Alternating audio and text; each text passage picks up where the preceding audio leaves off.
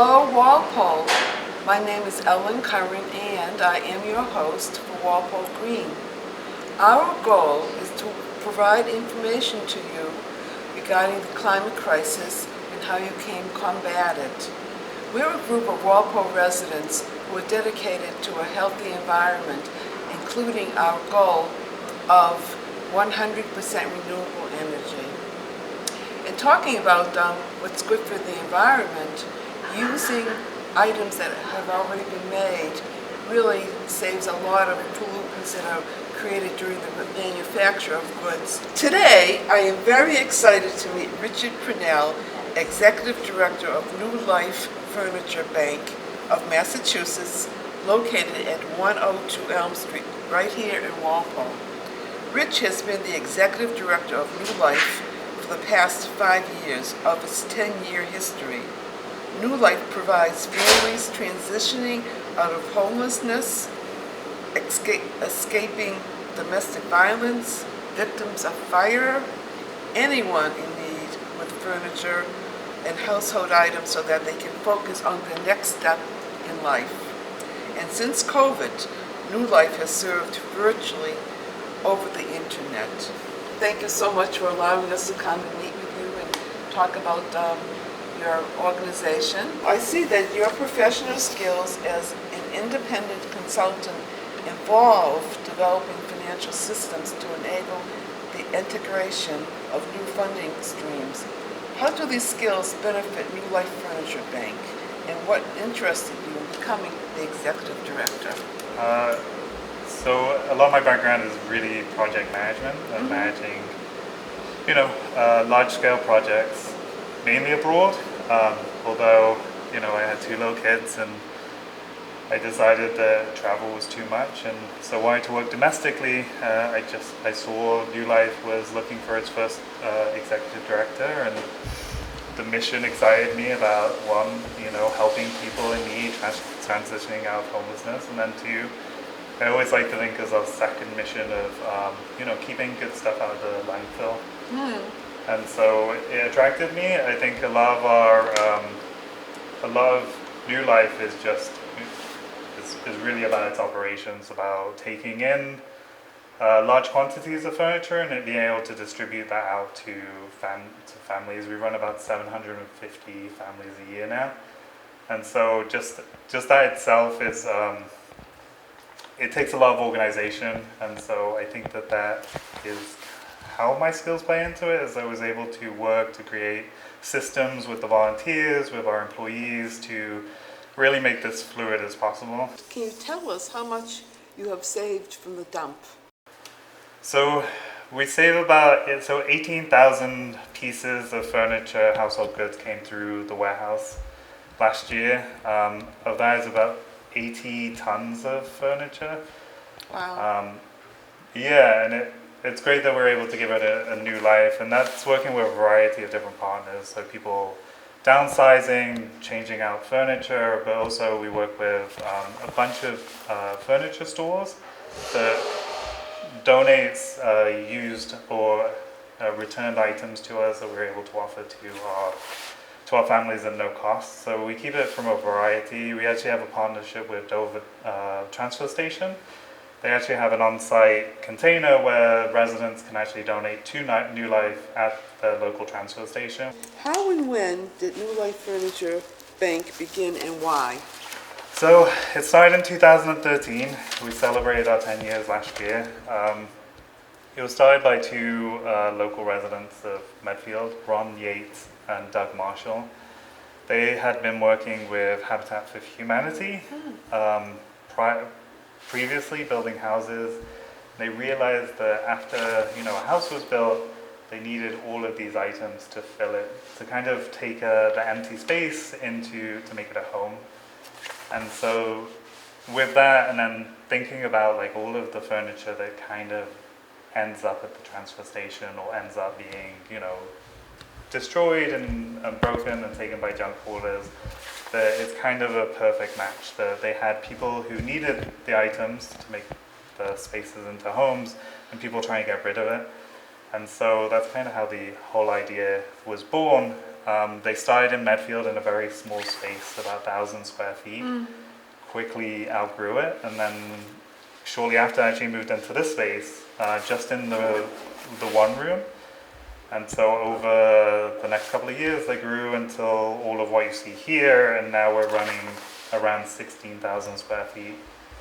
So That's a lot. yeah, it's such a great idea. It's just such a simple idea that we take, again, we take unwanted furniture and we provide it to people to make their space into a home.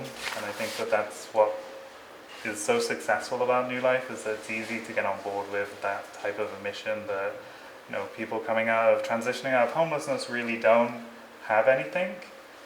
And to furnish a full apartment, even the smallest of apartment, runs around $6,000 to $8,000, and we're not talking fancy stuff. And when you're just trying to get your life together, that's a lot of money. Exactly, and so it really helps them to focus on what's next instead of, over the years I've had emails from clients and they told me about their living circumstances. We used to get a lot of people saying how they ended up sleeping on suitcases or sleeping on piles of blankets. Yeah, and it's just in this day and age, in this area, it shouldn't happen. So it's really great that we're able to provide this service. One of New Life's core tenets is that everybody who needs a bed gets a bed. So every client that comes in, we make sure that they leave with a place to sleep on. So it sort of serves three purposes. One, you're helping out people who can't afford to buy furniture. You're helping people to make it easy for them to get rid of their furniture, but for a good reason.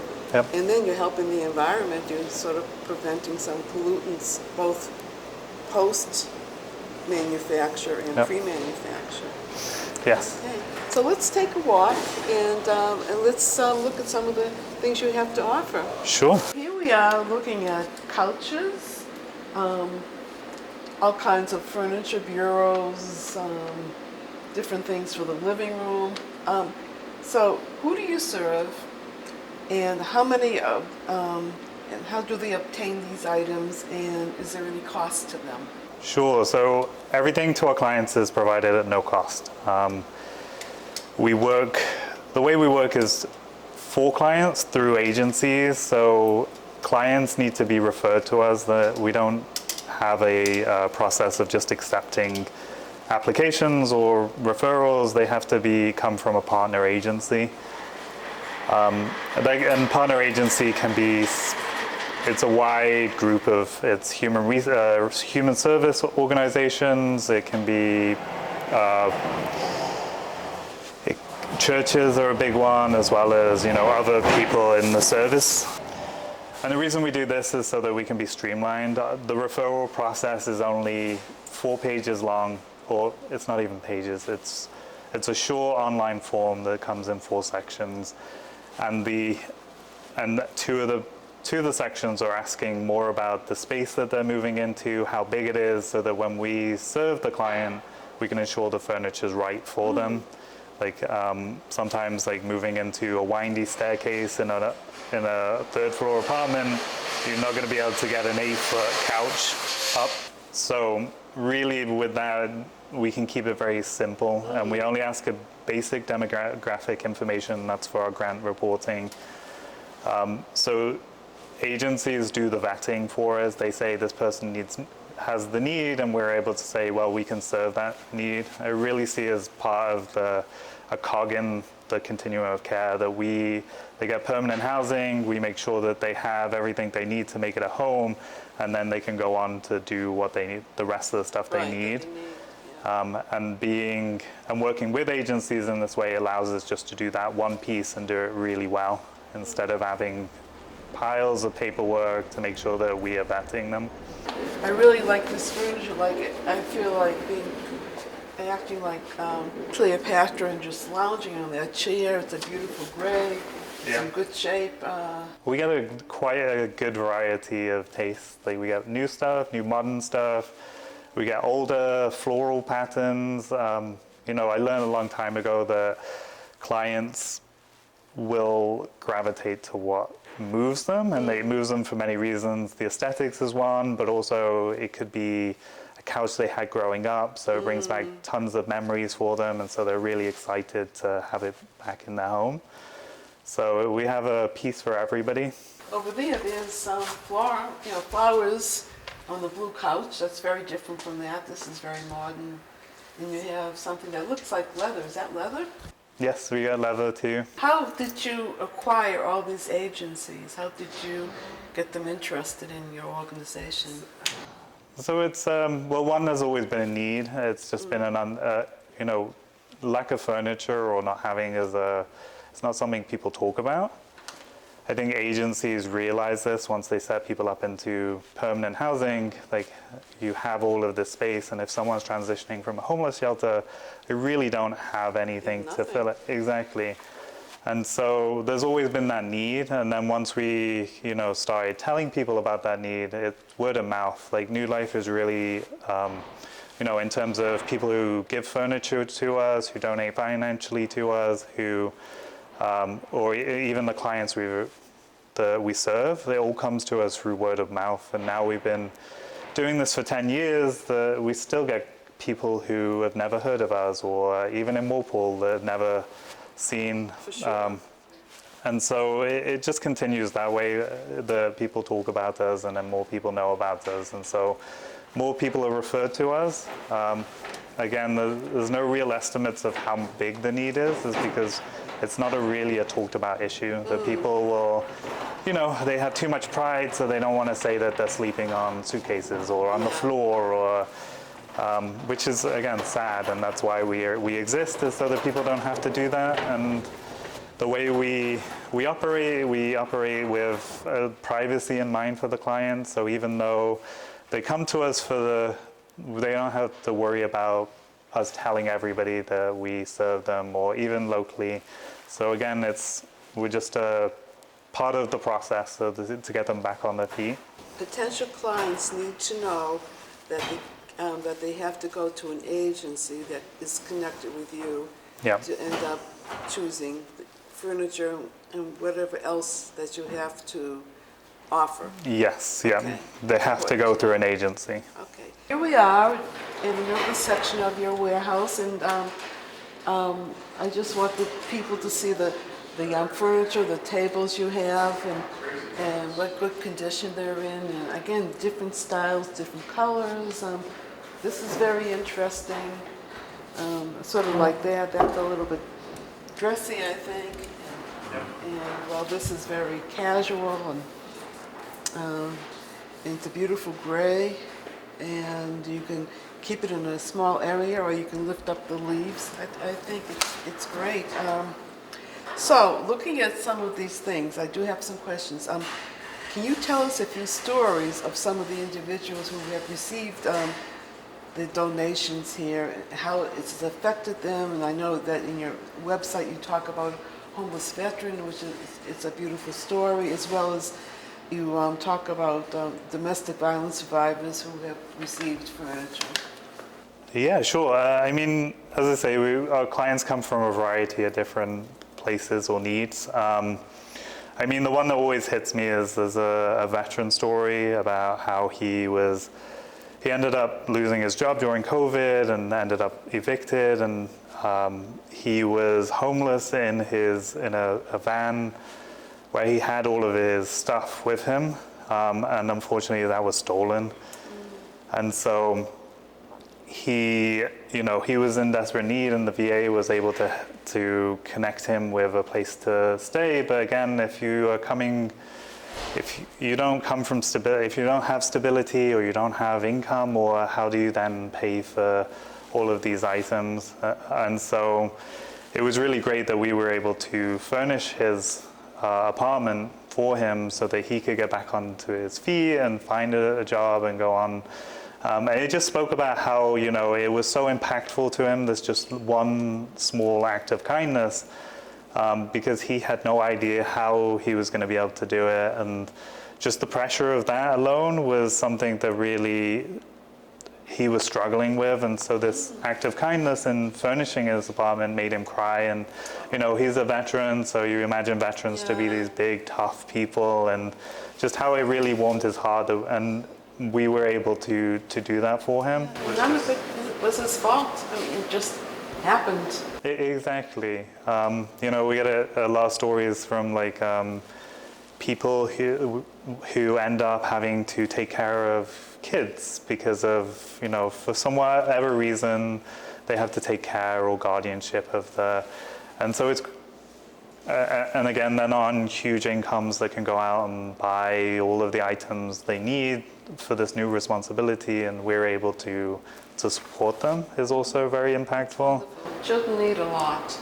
Exactly, and they always talk about a good night's sleep helps people in school, and a bed is, I'd say that's the first thing you need to get a good night's sleep is a nice, soft, warm place to sleep on. And so, again, I like to. There's a lot of work to be done into how to actually measure the impact of, what part of furniture plays in our lives. Anecdotally, we all know it's one of those overlooked items that we just come home, we sit at our dining room table, we are with our knives and forks, we sleep on our nice warm beds, and all of these comforts kind of add up to, making life a little bit more enjoyable. Yeah, and secure. Exactly, security is a big thing. So not having all of this impacts us in ways that we can only, at the moment, anecdotally talk about that poor night's sleep, or that insecurity, the extra stress, the anxiety it all brings has an effect in our bigger lives outside of our homes. And so, just providing all of this furniture, we are able to get people focusing on what they need to be focused on, not I have terrible back pain because I slept on the floor again last night, or I can't go to my job to lift things because of that too. And so it's just such a small thing we do that has such an impact, and it ripples throughout the rest of their lives, that I'm really grateful that we are able to do that. And again, marrying it with the green side, that we take people furniture, and as you can see, it's not terrible furniture. It's very nice. We have high standards that we ensure that the stuff is coming to us, that it's gently used. We always say it's something you would give your brother or your mother to use. It's not just that, there's always this challenge, or this theory, this thinking that people think, because people have nothing, anything will do. And that's so dehumanizing, and and so we have very strong beliefs that people should be treated with dignity. So we ensure that the stuff that we provide and the stuff that we accept is high standards. We kind of ask for gently used furniture. And it shows. It really shows. And in some cases, if it's good solid wood furniture, we're able to upcycle it and repair it and make it, bring it back to what it was when it was bought too. So we do have a repair element. It's just not able to take on big repairs. It's more of the small. Yeah, but in general, we try to accept stuff that we would give out to, as I say, our family. That is wonderful, because it shows respect. And I think that's important. So, how do you get the furniture and other items? So we get it through many different streams. One on a Saturday morning, most Saturdays throughout the year, we have a drop-off time. It typically is between 9:30 and 11:30. Here? Yep, right at yep. And we have volunteers that receive and are able to process it and clean it up and get it into our inventory and out into where we are now. We also run our own pickup service. We have 2 trucks that go out weekly to pick up from people's homes. So if you have a larger item that you can't throw in your car, you're able to, submit a request online at our website, and we would, within a couple of weeks, come out and Okay, get do it. you charge for that? So we do have a fee, but it's a fee just to cover the cost of the truck. It's not, we're not asking for huge amounts of money. It's based on the amount of time, not items. So if it's outside, it's a lower fee because we can just throw it in the truck. If it's larger, like if it's 10 plus items, there's a larger fee because we spend a lot more time trying to gather all the items. But we don't charge like a junk hauler does, where it's how much you fill the truck or by the pound. So it's very reasonable, and again, it only covers our costs. So we've been looking at furniture, and I know that you have other items. Yep. What other items do you offer? So we accept donations of sheets and blankets and cutlery, plates, anything that a starter home you would have. So, as our kids go off to college and you set them up with their space, it's kind of that thinking. A Belgian waffle maker probably isn't that useful because they only have a small apartment. Yeah. But a toaster, that is definitely something, and a coffee maker. Probably not the espresso maker, but that kind of thinking. So we accept like small appliances, anything really to do with, that starter and first home type of an item. Okay. Do you have that in another area of this? Yep, in the next room. It's the way we work is so like when a client who needs everything, so everything in a kitchen, we have what's called a starter kit. So it's a box full of your pots, your pans, your spatulas, your this and your that, right? And then with plates and stuff, we box it, we take a picture of it all out so that people can see the style. But then once it's in inventory, we box it up and it's just a box that sits back there. I think that's, gives us a really good idea. Who's your staff? And tell us about your volunteers and how they help. Sure. So I'll start with the volunteers because they're the most important part of this operation. New Life is a volunteer-run, led organization. Every system, every process that we have was developed in part with volunteers that they really drove. And I think that that's what makes it work so well is the people doing the work are the ones that have designed the work. But we are volunteer dependent, right? So it takes, last year we had nearly 1,500 volunteers come through to be able to serve 750 clients. And, it's not just lifting furniture, it's sorting. We have volunteers that do our bookkeeping. We have volunteers that do, every little task of the organization. We do have a small crew of employees, Myself, we have a volunteer coordinator that's full-time, who is also our operations manager, and then we have a client scheduler, and then we have 2 guys that go on the truck.